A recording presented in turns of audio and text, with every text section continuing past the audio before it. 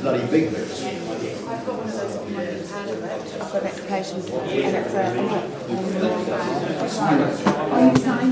On Tuesday, that's why I couldn't go to the signing.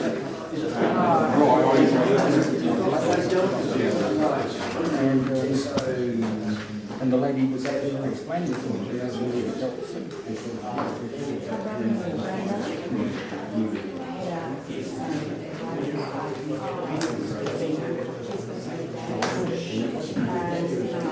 Good morning, councillors. Members of the public. Welcome to members of the public, welcome to councillors, your worship, and mayor, and staff, and a special welcome to our auditors, and we'll come to that item. This being the last Risk and Audit Committee for the South Waikato District Council for this triennium, I've got some comments that are not on the agenda that I'd like to make at the end of the meeting.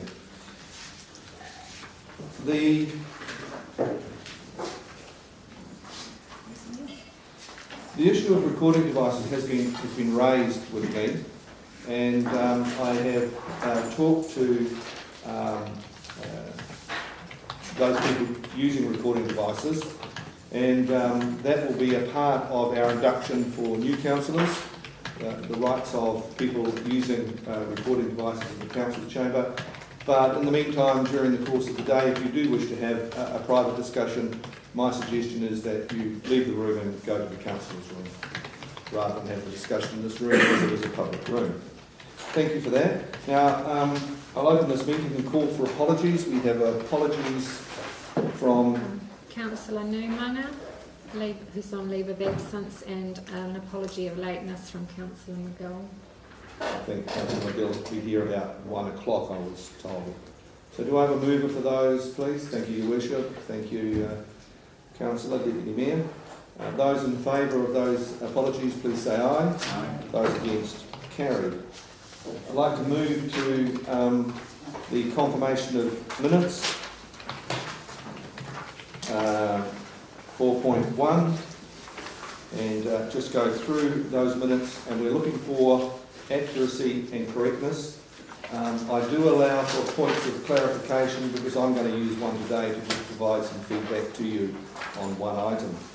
So we'll just go through those minutes. Page 9 on my agenda. Page 10, good discussion around health and safety, and we'll be following that through later in the year.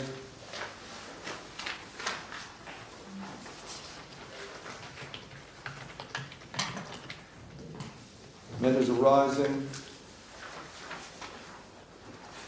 Is there any matters that need clarification other for correctness of those minutes? If not, I'll ask for the minutes to be approved. Do I have a mover? Thank you, Councillor Lee. Seconded. Those in favour, please say aye. Those against, carried.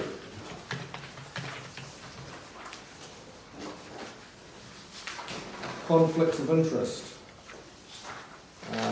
You have your conflict register. Anything that needs to be updated should be updated. Anything on today's agenda that any member would like to declare conflict of interest, and I've done that a little bit back to front today, but I just want to raise it before we bring in the auditors. No, thank you.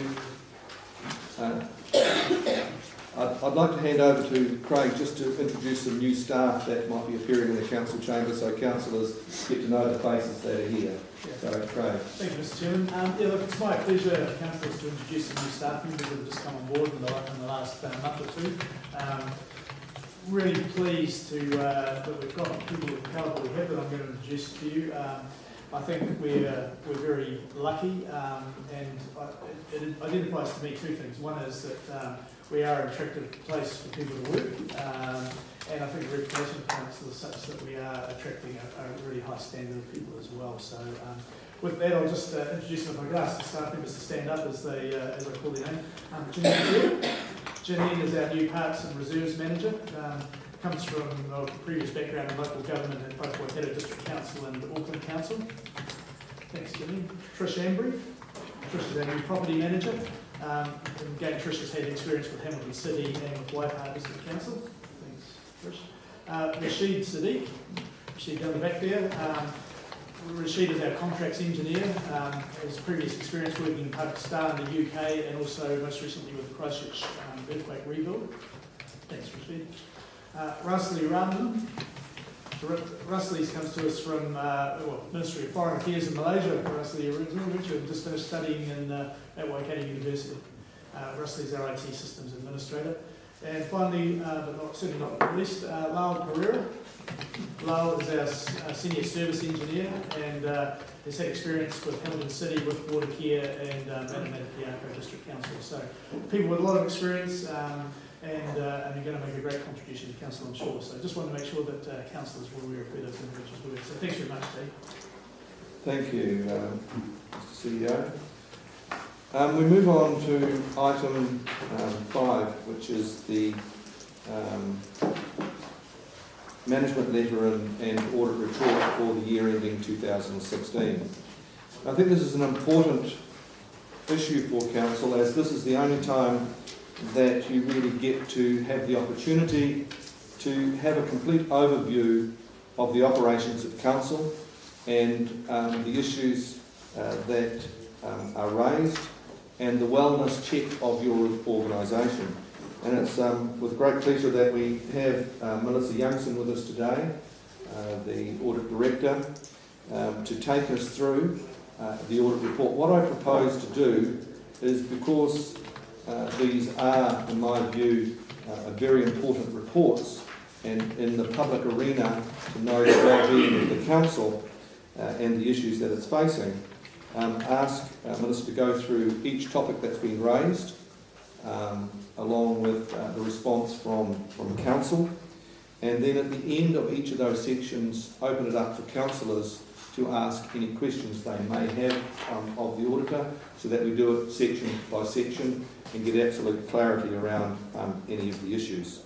You all got this probably last night, and I'd like to probably comment that normally I would have asked the CEO to probably defer this report for a week, but given the elections, given the process that we're going through, we felt it better that the existing council look at the audit report and receive that, because you are the stewards for the period just gone, 2016, and it should be reporting to you accordingly.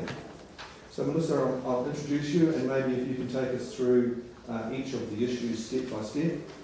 We note that the Auditor General asked you to look at some specific areas, and I think the Council came through that reasonably well, but there are some, I would call them issues or minor issues that the Council needs to address, and you have their comments there. So maybe if you could take us through your report, please. Thanks everyone for having us here today. I've also got Nalena Dia with me, who's the Associate Director on this audit. We're at a point where we have completed our audit, and we have an annual report that the Council on today for adoption. This report and our communications with you is part of our requirements and the auditing standards. It just further backs onto our audit proposal and engagement letter that we issued earlier in the year, and also our audit plan. Our responsibilities come from the auditing standards and also the Auditor General, on behalf of her. And moving on to the outstanding matters, I've just got a list of outstanding matters there on page 5, which is just really a final wrap up. So it's the adoption of the report, the signing of the representation of the copy in front of you, and just some follow-up service which we intend to do today. And provided that all takes place, we intend to issue a unmodified opinion for 2016. So I'll just run you through some of the key focus areas that we did look at this year. These have come about from us gaining an understanding of the council and the risk areas that we identified, and also what's going on in the sector. These are also the points that we raised that we said we were going to look at in the audit plan, and it's a follow-up of that, of what we've actually done. So the first area is the revaluation of infrastructure assets. You guys do that on a cycle basis, and depending on which class you're looking at. This year we had a look at the water assets, free water assets. Becca did a revaluation of those this year. We obtained Becca's report, had a look at it, reviewed the key assumptions and judgments that were used in that report, and then checked the flow on of that revaluation into the financial statements. We didn't note any issues with that. Any questions on revaluation of infrastructure assets, councillors? The next area is information. Now, this is an area that the Auditor General's asked us to look at with public sector entities. It's just a focus area for the office this year, and it's really just looking at, gaining an understanding of how you collect information and what you actually do with it. So as part of this work, we just an example that we looked at specifically, and we picked the magic budgeting system. So we had a look at that and submitted a return to the Auditor General. She'll then collate that into a report to basically feed back to the sector on how everyone is doing on those types of information matters. Moving on, rates. Obviously that's a key area for you guys and the sector. There's also been a lot in the public about the failure to strike properly and to follow the correct process under the Local Government Rating Act. So we get asked specifically to have a look at your process and how that's done and following on from the Act. And we're required to submit a return to the Auditor General again on that area. We have reviewed them. We've also reviewed the minutes, the resolutions, and the policies as well to make sure that everything is struck in accordance with that, and we haven't identified any issues in that area.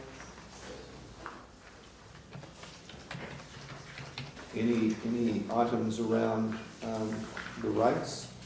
If I do draw you back to a discussion we had at our last Risk and Audit Committee in Confidential, where I asked councillors to list or advise me of those issues that kept them awake at night, and that they were concerned about or heard back from the public. This was one of the areas about rating, and probably the question was, is the council raising the correct amount of money to fund its activities? If I can ask that on behalf of council, in other words, is it overrating? And we're not overrating, we're actually rating for what we spend. And in terms of just that, we're following the rating law, so we get, so just to explain to the council a little bit, we're on capital value. What will be the alternatives that council could do to still be within the rating law?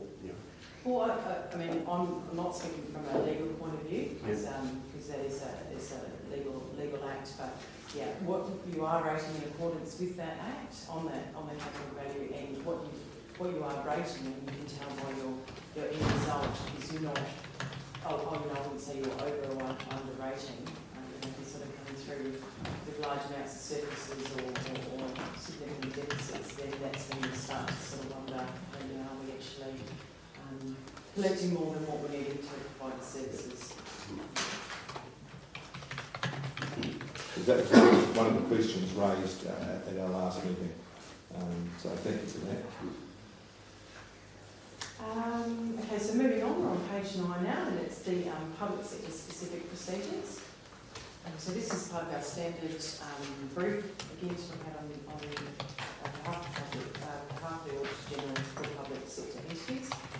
So this year we had a look at sensitive expenditure areas, which includes members' remuneration and allowances, sensitive expenditure, so items such as travel and entertainment and training and those types of areas, severance payments, if any, and chief executive, senior management expenditure. We also had a look at policies and procedures in relation to fraud, and look at related party transactions and conflicts of interest.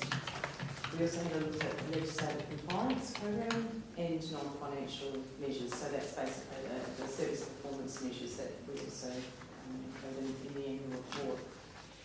So some of those tests include reviewing those policies and comparing them to guidelines from your General, and also seeing how you're sticking to those policies, and also testing on a sample basis some of those expenditure items to make sure they're all done in accordance. We have a couple of minor housekeeping matters which they will cover, but overall there's no significant issues tonight. So any questions from councillors regarding sensible expenditure, etc.? As you'll see there are some recommendations, and they've been accepted by management. Minor issues. Thank you for that. Thank you. So in the next part, Lillian will cover, and this is really just, like I said, some housekeeping points that we've discussed these points with management, and their comments are in the third column along there. We're happy that these points are housekeeping, not significant enough to raise as a key matter, and certainly not significant enough to have any effect on the audit opinion. So, as Miles mentioned, we do a lot of work around sensitive expenditure.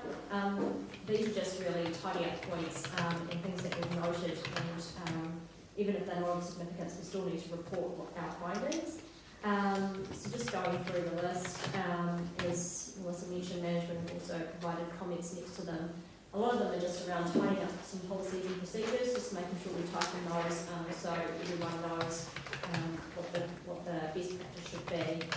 So the first one is just really regarding approvals of credit cards.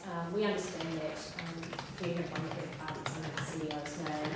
Nothing major, just making sure that there's appropriate approvals for that process of signing off credit card expenses.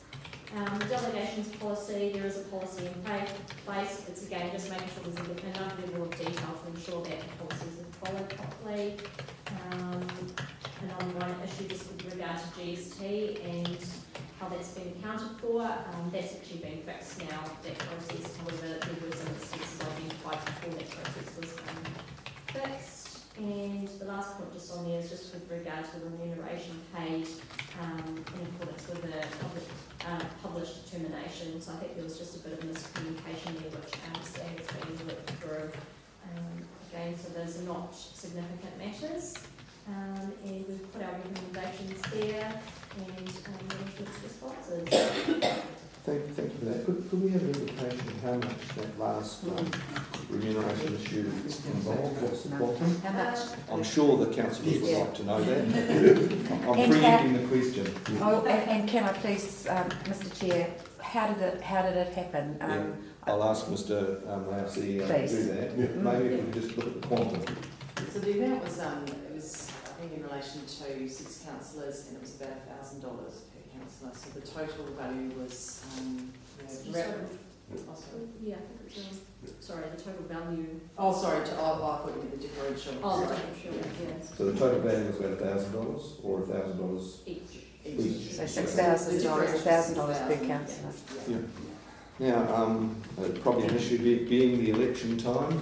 Maybe Mr. Hodge, you could tell us how that occurred. Yeah, thank you, Mr. Chair. And certainly, Mr. Smith has spent a lot of time on this and done a lot of work. Part of the process around your remuneration is that we get a determination from the Remuneration Authority, tells us how much we can allocate across councillors. You, then, or the mayor, determines how that's split with chairs and so on. That was done. We went back to the Remuneration Authority. They came back to us and said that we thought we need to work on it a little bit more, which we did.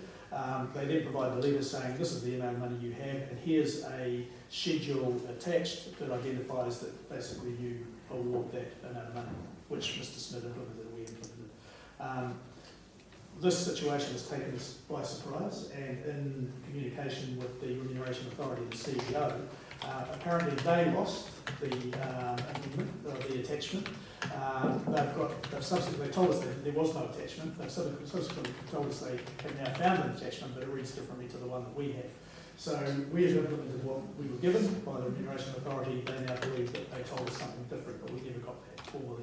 So very, very frustrating, and I think we've done everything we possibly could to get it right. And the reality is the Remuneration Authority think they told us something different. But we have the attachment. We've got documentation proof. that shows that that wasn't the case. They don't seem to be appreciating that. I was just going to ask our auditors, have you seen that evidence that in this? We actually rang the Remuneration Authority because we just wanted to check, because we do have, I'm sorry if we do have the letter, but we did a recalculation. We actually go back to the published determination, not so much the letter, because that's what we agree the payment towards, and that's where the difference arose, and so that's how we've come about finding that So the council's calculated them on the based on the evidence, letter. based on the evidence given by the Remuneration Authority. Yeah, and we compare to the actual publication, so that's where we found the difference. The publication is on, it's through the publication is through the website. Yeah. So maybe the attachment might have related to another council.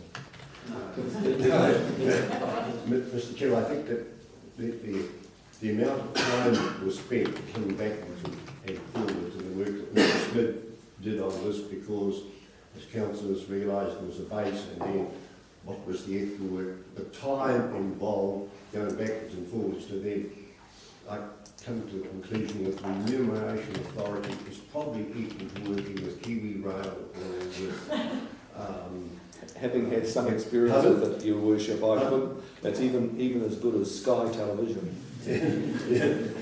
And so that which boxes have been ticked and the amount of time in which Mr. Smith has spent there, if we actually charged the Remuneration Authority for the time that Mr. Smith has spent on this, we would all have a heck of a lot more money. So that Mr. Smith, I think, has even been in contact with the Minister recently.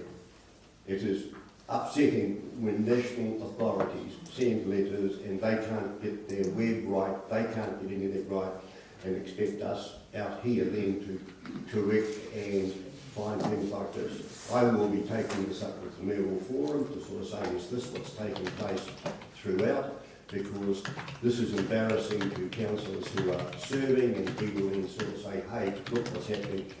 And if our authorities can't get things right, it's embarrassing then to those who are sitting around this table serving.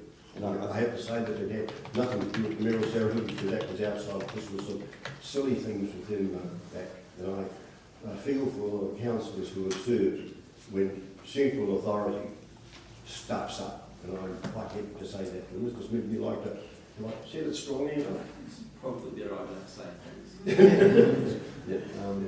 I think because of the election timing, I think we need to be absolutely clear on this and ask the auditors, the council staff and the councillors acted in good faith on the information they received. Would that be a...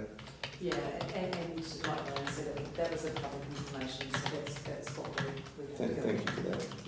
Yeah. I do note two councillors in the response from management around a number of these issues. It relates to issues we've talked about around delegations, and we need to, with the new training coming along, review a number of those delegations and get them more robust in their definition. I was challenging the Chief Executive and the Mayor this morning, did the Mayor have any delegations in terms of the delegation manual, so that he could sign off certain expenditure. So things like that need to be properly addressed and recorded, so that we bring back to you very early in the new year, a revised delegations that will address many of the issues around sensitive expenditure. Because you get the delegations and the authorities right, audit is a lot happier. Thank you. Any questions around internal controls or other matters on page 10, councillors? I know you haven't had much time to read it, that's why I'm stepping through it slowly. So if there's any concerns, I have to say most of these matters are of a minor nature, but it's good that we have the opportunity to engage with our auditor about all those issues. Being none, Melissa, thank you. We'll move on. Thanks. So as part of our control testing, we look at the key business cycles such as expenditure, revenue, payroll, fixed assets. The only real testing we noted was just around the expenditure and purchase order controls. Again, this is not significant, but we did note that purchase orders are not always matched against invoice, so there is that little bit of risk that whatever you ordered doesn't quite match. But there are mitigating controls in place that obviously the invoices are approved before they're paid. So we just wanted to point out that there should probably be a matching process happening there, and then a review process is actually being done, but it's just more on an ad hoc basis. So we recommend that a more regular process of that review is being completed. Any questions on that, councillors? The remaining points will relate to IT controls. Again, these are not significant, but as best practice, we've pointed out how you should be following review processes. The first one is just around the evidence of user review access. So again, it's just making sure that the user log accesses are being reviewed, just to make sure that all users with active accounts have appropriate access. It's just making sure there's a formal documentation policy in place so people know where they can go in terms of that. Any questions? Just on the purchase orders, saying that we are getting suppliers sending in invoices without quoting a purchase order, and obviously we've been signing off on some of those. So I think it's more of a process, the timing process of making sure when you have a purchase order, is it actually being matched to invoice, and not on all occasions they are being matched. Someone is doing a review, but I think it's kind of happening after the fact or not kind of at the same time. So it's just making sure that what you've ordered, because obviously there's an approval process for what you ordered, does actually match what we've been received. And it's ensuring that your suppliers reach a certain level as well, because if they don't quote the purchase order, don't pay them. Well, that's true as That's well,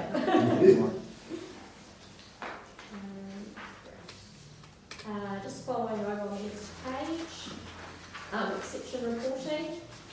Just as part of our controls testing, we do note that the system that you use, NCS, does have the functionality just in terms of exception reporting, and we think that is a good automated process that can be taken advantage of in terms of making sure that you get this report that spits out exceptions, can it be reviewed.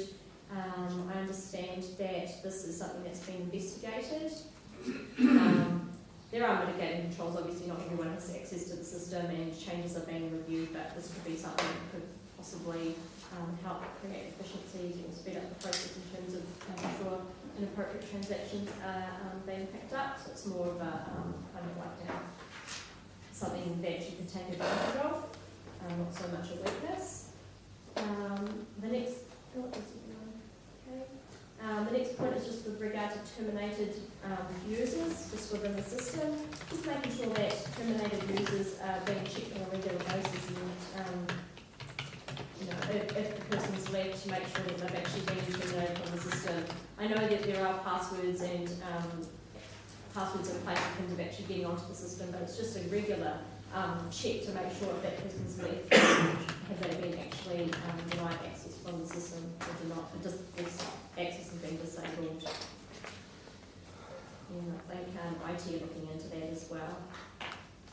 Any questions, councillors, around IT security? This is an important issue, given that places like Extra have just been hacked with 150,000 of their customers' emails being hacked and identity stolen and things like that. IT is becoming an increasing issue that I agree the audit focus should be more around security and controls around IT going forward, and I think it's opportune time to look at that as part of our risk register and one of the key risks that we face as council. So is there any questions around those issues? I think, Mr. Thank Chair, thank you. We are doing that. We are actually stopping it, but we're just not using the form to say that we have done it. Yes, so that's correct. we actually do it. We just need to formalise it. We need to formalise it. Because if the yeah. flag goes Thank up, you. we mightn't have the evidence that Yeah. we need. Yeah, no, thank you. And I think it might be done, but not so much as timely as you'd expect, like the person's left and they've been deactivated. So having that form in place will show that that process That it has been happened. completed. Yeah. Thank you. Just following over on the next page, this is a minor alignment point is just with regard to the Active Directory audit report wasn't run for 2 months.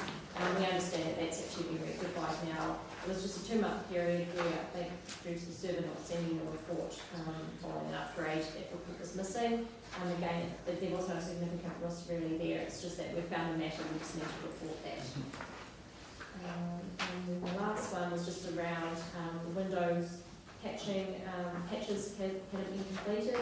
We just noted that there was no regular updates occurring this year with the Windows environment. So I think the patches upgrade the system. They're not upgrades. They're just patches put on to enhance. So it's just making sure that that's done on a regular basis.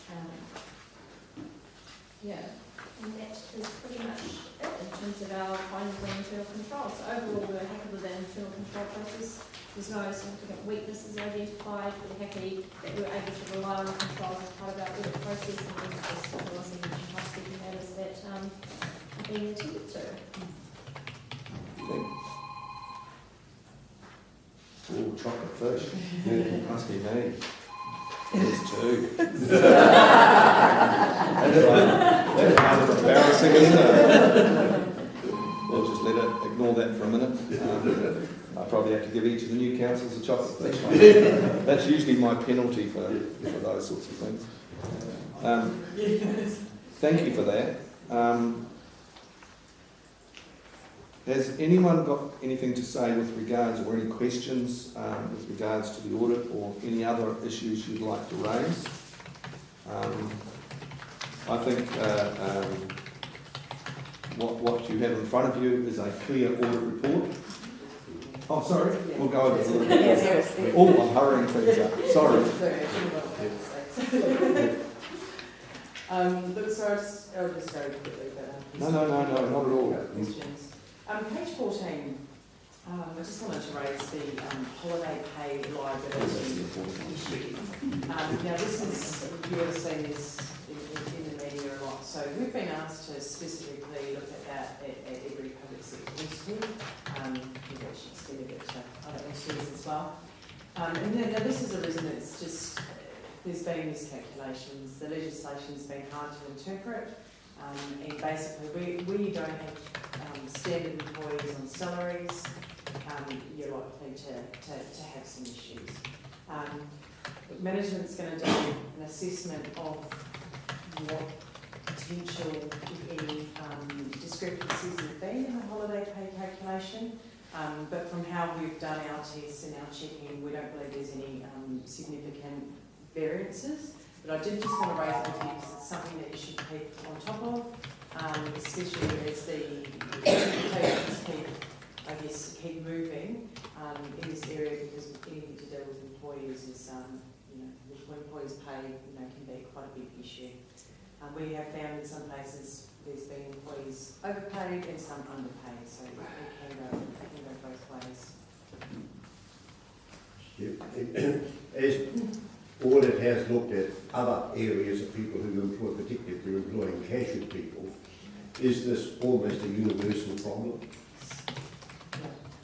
And this is really going back because of interpretation of a law that is now, That's right. It's what is factored into that calculation, and you can sort of go, okay, look, we've got overtime, that's fine, but then when you've got meal allowances and shift allowances and bonuses, and then you can sort of break bonuses down into, is it part of the contract that's actually the amount that's going to be paid, or is it discretionary?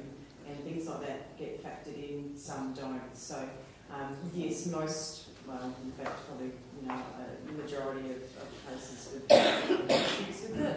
It's just working out what actually goes into that calculation.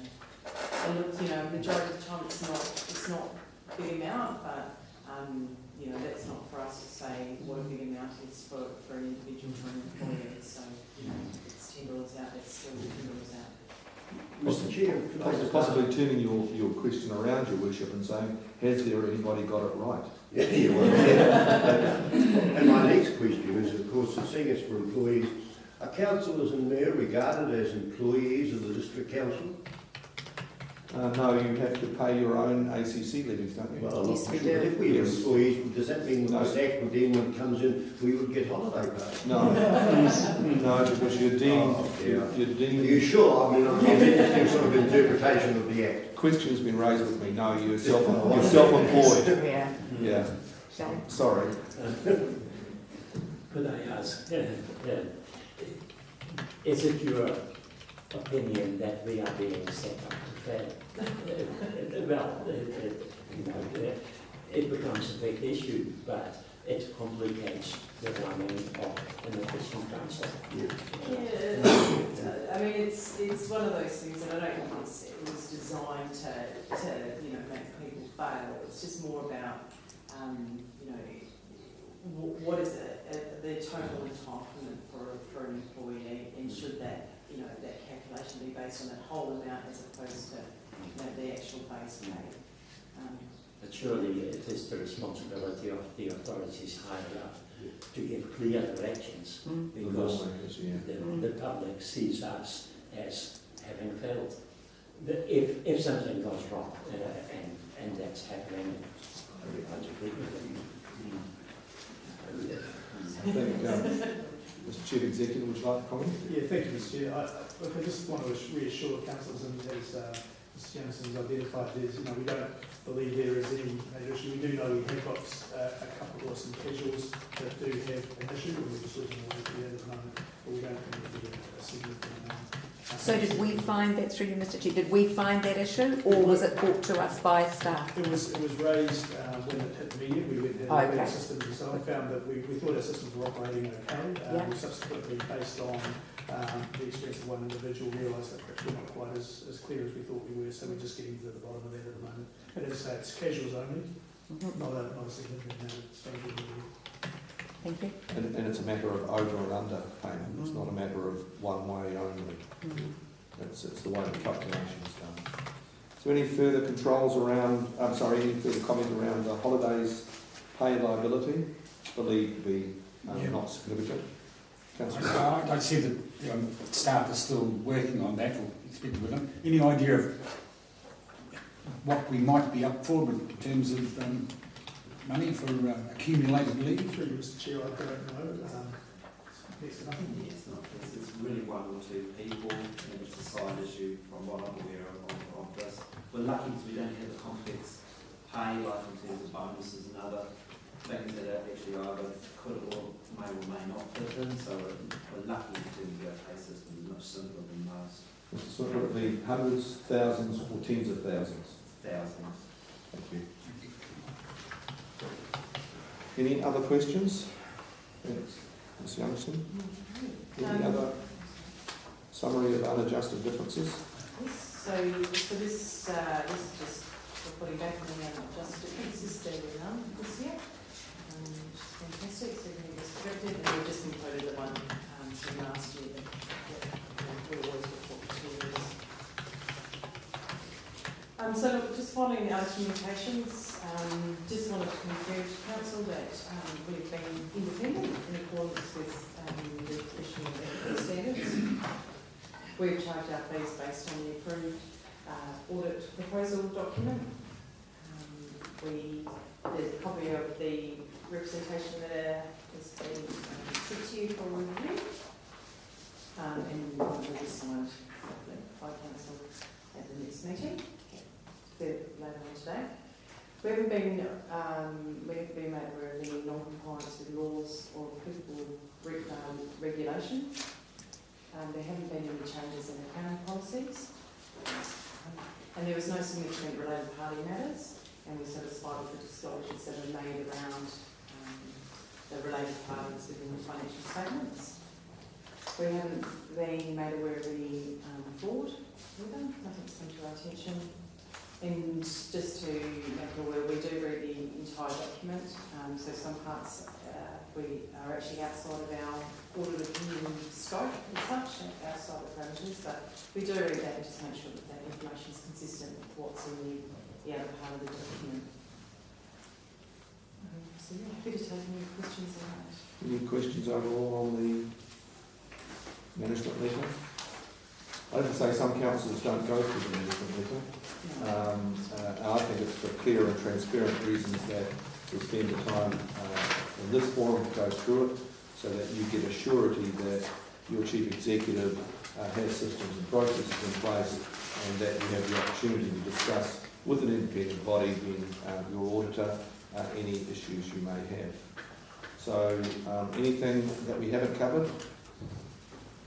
With your indulgence, I'm going to be a bit naughty today if I can.